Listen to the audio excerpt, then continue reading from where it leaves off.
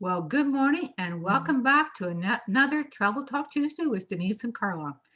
Today we're going to talk about 1 year later and our future dream trips. Can you believe it? It's been 1 year with COVID. Karla, Nope. how's your life been for the past year? Yeah, you know what? It's funny, when you try to reflect back on what happened 1 year ago, and I think I wrote this a few times.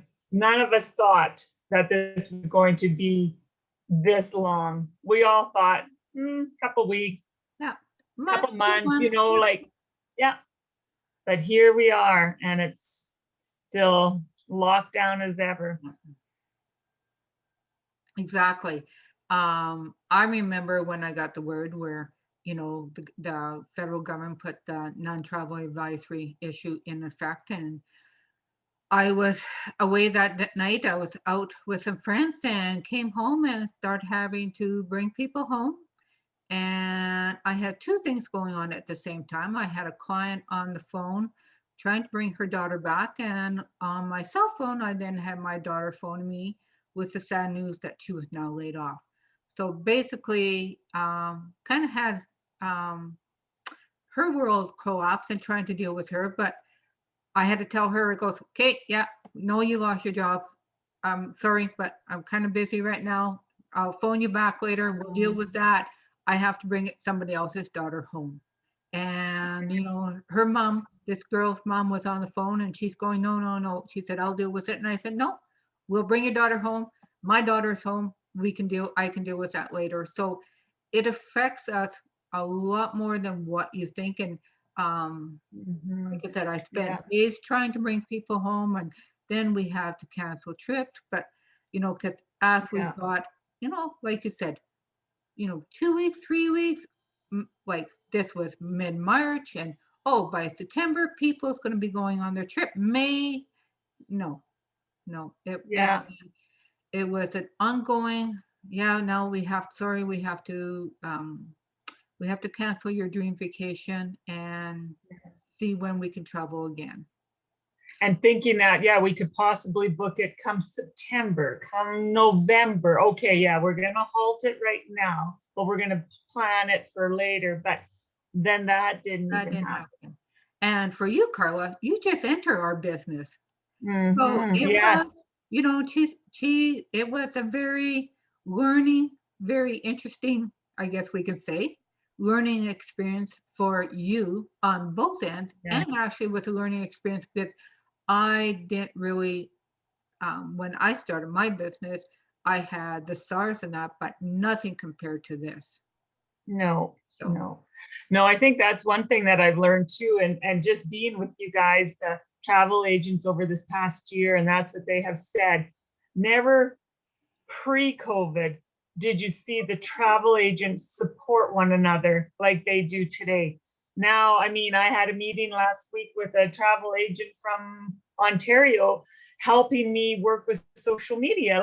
And he said, and he works for he's not even with Travel Only. He's a totally different travel agency, but he was helping me. So that's how the travel agents have really bonded this past year to help support one another. Yeah.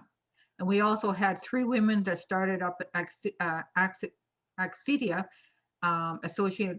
Association of Independent Travel Agents, and they started MP meetings, and we have now had Zoom meetings with about 170, 175 MPs across the country, agents across the country.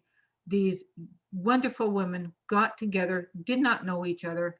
No, and still have not even met one another yet. Exactly. So, and we're all helping each other out. So, but yes, COVID, it's been bad in one way, but it's been also good in another way.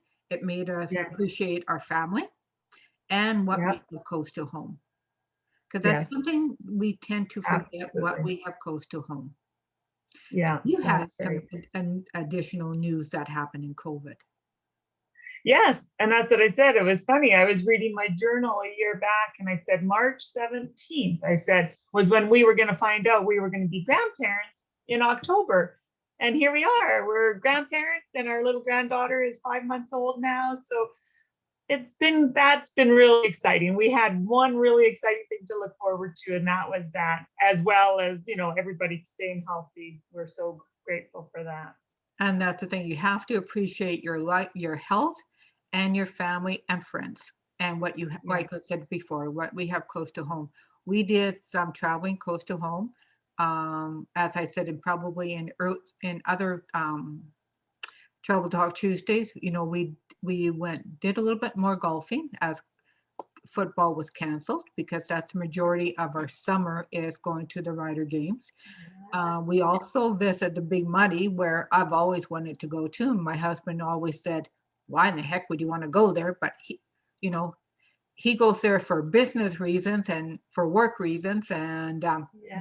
he didn't see it through my eyes until we went, and then he seen it as a tourist through the tourist eyes, and he finally said, "You know what? Not so bad after all. It's beautiful country. It's something you don't realize Saskatchewan has." Yeah.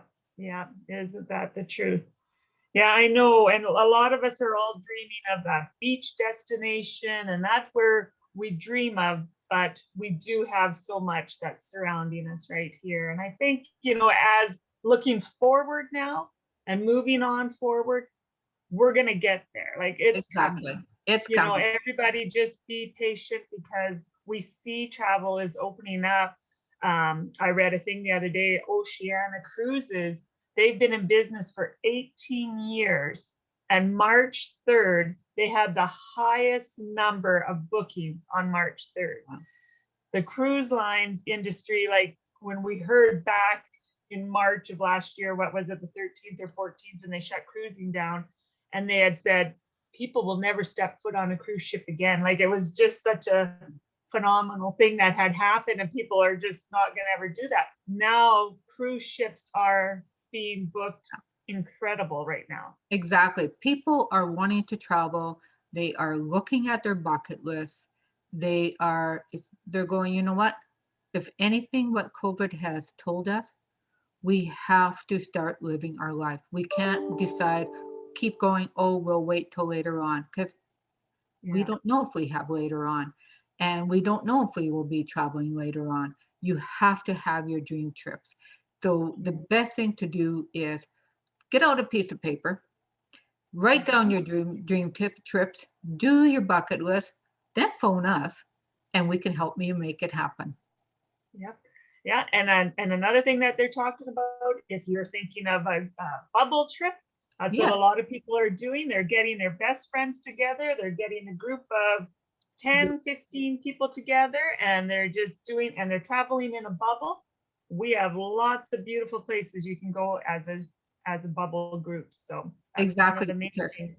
as we know, this past Christmas, lots of families weren't able to celebrate together. So that's another thing you can do for 2021 or 2022, um, is get your family together. We can book you a villa. And so you can be with your family all at once. So, and celebrate those special days together. And it doesn't Yeah. have to be for Christmas. It can be for any time, for any occasion. Anytime. Being together with your family is a special occasion. Yeah. Yeah, so I think that brings us to a good point into the end. And so next, I have a family expo I'm attending this week, virtual, of course, but it's all about traveling together with your family, multi-generational trips. So next week, that's what we want to talk about. Yes, and as you all know, vaccines are coming out, so people are feeling comfortable in traveling some more. So until Yeah, next week, and then we'll hear about Karla's family vacations and what to do and when to do it. We will have a good week, everyone. bye everyone. Bye.